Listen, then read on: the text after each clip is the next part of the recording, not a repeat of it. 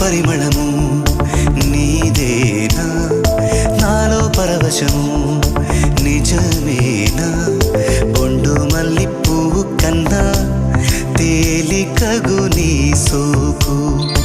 రెండు కళ్ళు మూసుకున్నా లాగు మరి నీ వైపు సొగసును చూ